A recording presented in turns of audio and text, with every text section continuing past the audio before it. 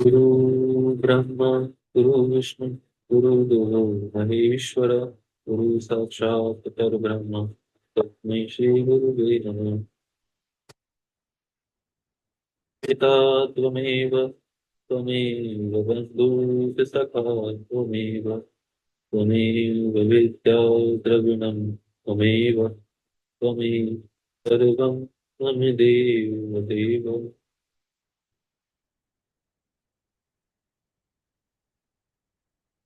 यहाँ से नवा अध्याय प्रारंभ यहाँ से नवा अध्याय प्रारंभ होता है। इस अध्याय में ब्रह्मा जी का कार्तिकेय को तारक के वध के लिए प्रेरित करना, तारकासुर द्वारा भगवान विष्णु तथा इंद्रदेव की भर्त्सना, पुनः इंद्र आदि के साथ तारकासुर के युद्ध का वर्णन किया गया है।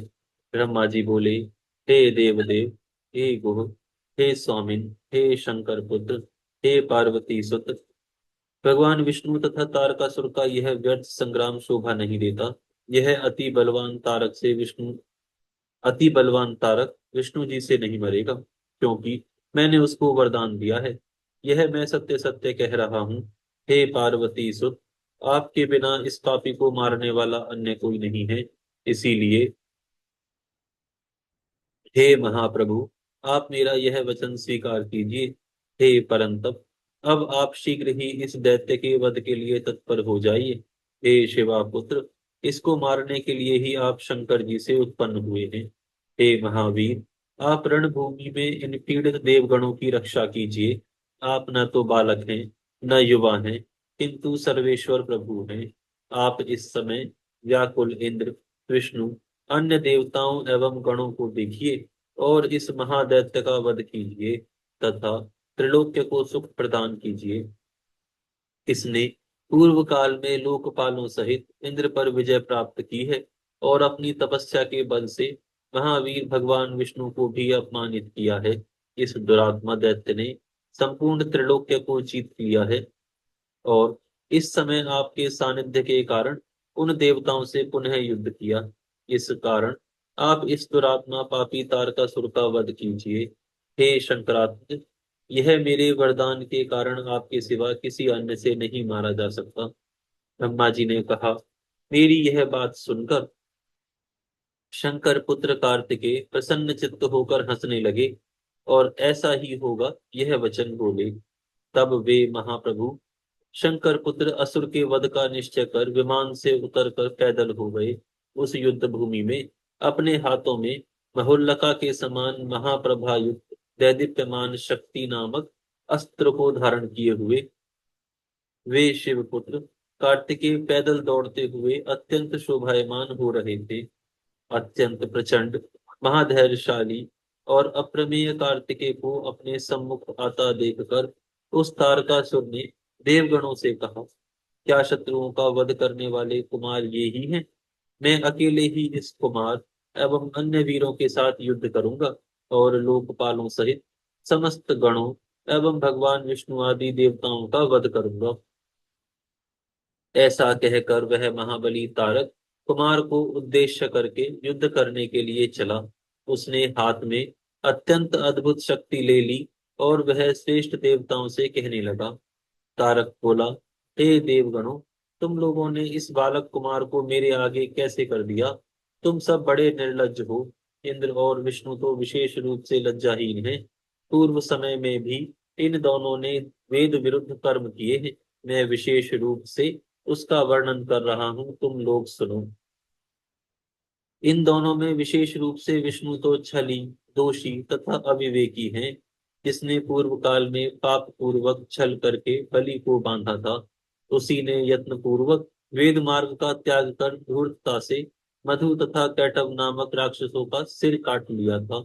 उसके बाद देवता एवं दैत्यों के अमृत पान के समय उसी ने मोहिनी रूप धारण कर पंक्ति भेद किया और वेद मार्ग को दूषित किया। उसने राम अवतार लेकर ताड़का स्त्री का वध किया, बाली को छिपकर मारा तथा विश्रवा के पुत्र विप्र रावण का वध किया। इस प्रकार उसने उन्होंने वेद नीति का विनाश किया। पाप परायण उसने बिना अपराध के ही अपनी स्त्री का परित्याग कर दिया। इस प्रकार अपने स्वार्थ के लिए वेद मार्ग को ध्वस्त किया। छठे परशुराम अवतार में इस दुष्ट ने अपनी माता का सिर काट दिया और गणेश जी को युद्ध में हराकर गुरु पुत्र का अपमान किया। कृष्णा अवतार में इन्होंने कुल धर्म के विरुद्ध वेद मार्ग को छोड़कर बहुत से विवाह किए और अनेक नारियों को दूषित किया। इसके बाद नौवें बुद्धावतार में इसने वेद मार्ग की निंदा की और वेद मार्ग का विरोध करने वाले नास्तिक मत का स्थापन किया। इस प्रकार जिसने वेद मार्ग को छोड़कर पाप किया है, वह युद्ध में कैसे विजयी हो सकता है और कैसे धर्मात्माओं में श्रेष्ठ हो सकता है। इसी प्रकार इसका श्रेष्ठ भ्राता इंद्र भी महापापी कहा गया है।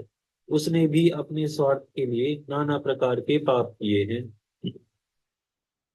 उसने अपने स्वार्थ के लिए नीति के गर्भ में प्रवेश कर गर्भस्थ बालक के टुकड़े टुकड़े कर दिए, ऋषि गौतम की स्त्री से व्यभिचार किया और ब्राह्मण कुमार वृत्र का वध किया। विश्वरूप ब्राह्मण का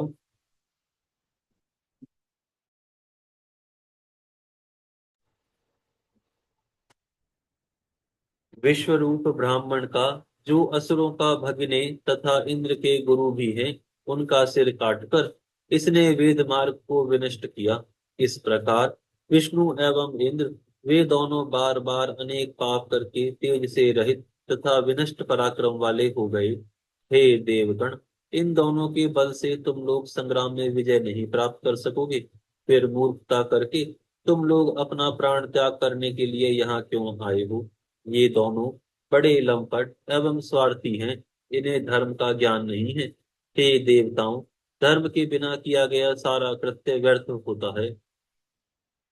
ये दोनों बड़े धृष्ट हैं। इन दोनों ने इस बालक को मेरे सामने खड़ा कर दिया है। यदि मैं बालक का वध करूंगा तो यह पाप भी इन्हीं दोनों को लगेगा, किंतु यह बालक अपने प्राण की रक्षा के लिए यहाँ से दूर चला जाए। विष्णु तथा इंद्र के विषय में इस प्रकार कहकर उसने वीरभद्र से कहा, तुमने भी पहले दक्ष प्रजापति के यज्ञ में अनेक ब्राह्मणों का वध किया था।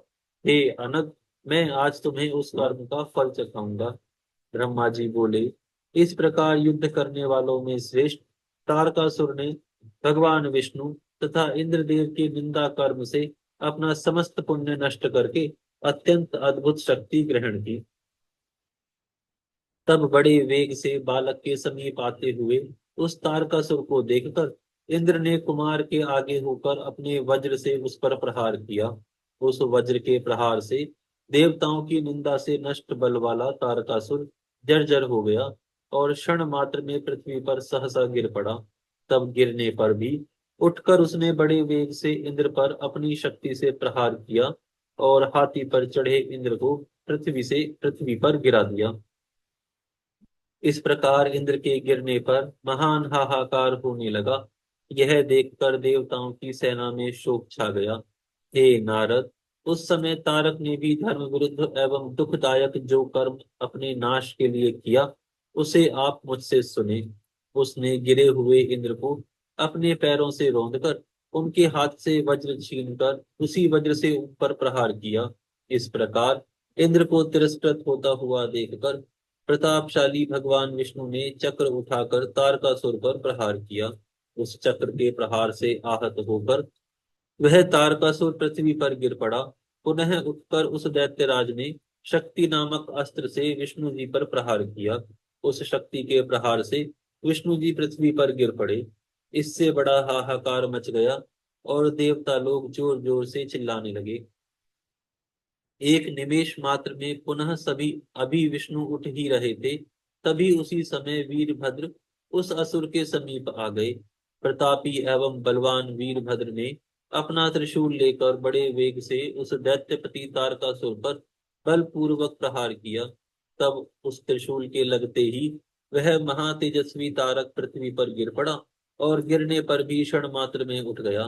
तब समस्त असुरों के सेनापति उस महावीर ने क्रोध करके अपनी परम शक्ति द्वारा वीरभद्र की छाती पर प्रहार किया। क्रोध से चलाए गए उस प्रचंड शक्ति नामक अस्त्र के छाती पर लगते ही वीरभद्र भी क्षण मात्र में मूर्छित होकर पृथ्वी पर गिर पड़े। तब गणों सहित देवता, गंधर्व, उरग तथा राक्षस बड़ा हाहाकार करते हुए बार बार चिल्लाने लगे। क्षण भर के पश्चात शत्रुनाशक महातेजस्वी वीरभद्र जलती हुई अग्नि के समान प्रभा वाले एवं विद्युत के समान दैदीप्यमान त्रिशूल लेकर युद्ध स्थल में शोभित होने लगे। वह त्रिशूल अपनी कांति से दिशाओं को प्रकाशित कर रहा था। वह सूर्य एवं चंद्र के बिंब तथा अग्नि के समान मंडल वाला, महाप्रभा से युक्त, वीरों को भय उत्पन्न करने वाला, काल के समान सबका अंत करने वाला तथा महोज्ज्वल था। महाबली वीरभद्र जैसे ही उस त्रिशूल से असुर को मारने के लिए उद्यत हुए, तभी कुमार ने उन्हें रोक दिया। यहाँ पर यह अध्याय पूर्ण होता है। यहाँ से 10वां अध्याय प्रारंभ होता है। इस अध्याय में कुमार कार्तिकेय और तारकासुर के भीषण संग्राम, कार्तिकेय द्वारा तारकासुर का वध, देवताओं द्वारा दैत्य सेना पर विजय प्राप्त करना, सर्वत्र विजयोल्लास, देवताओं द्वारा शिवाशिव तथा कुमार की स्तुति करने का वर्णन किया गया है। ब्रह्मा जी बोले, शत्रु पक्ष के वीरों का नाश करने वाले कुमार कार्तिकेय ने इस प्रकार वीरभद्र को तारकासुर के वध से रोककर शिव जी के चरण कमलों का ध्यान कर स्वयं तारकासुर के वध की इच्छा की। विशाल सेना से घिरे हुए महातेजस्वी एवं महाबली कार्तिकेय गरजने लगे और क्रुद्ध होकर तारकासुर के वध के लिए उद्यत हो गए। उस समय देवताओं, गणों एवं ऋषियों ने कार्तिकेय का जय जयकार किया और उत्तम वाणी से उनकी स्तुति की। उसके बाद तारकासुर तथा कुमार का अत्यंत दुस्सह, समस्त प्राणियों को भय देने वाला एवं महाघोर संग्राम होने लगा। हे मुने, दोनों वीर हाथ में शक्ति नामक अस्त्र लेकर परस्पर युद्ध करने लगे। उस समय सभी देखने वालों को महान आश्चर्य हो रहा था। शक्ति अस्त्र से छिन्न भिन्न अंग वाले तथा महान साधनों से युक्त वे दोनों महाबली एक दूसरे की वंचना करते हुए दो सिंहों के समान आपस में प्रहार कर रहे थे।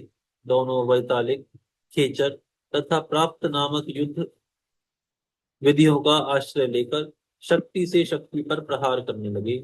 महावीर, महाबली एवं पराक्रमी वे दोनों ही एक दूसरे को जीतने की इच्छा से इन युद्ध कलाओं से अद्भुत युद्ध कर रहे थे। रण विद्या में प्रवीण वे एक दूसरे के वध की इच्छा से अपना पराक्रम प्रदर्शित करते हुए शक्ति की धाराओं से युद्ध करने लगे।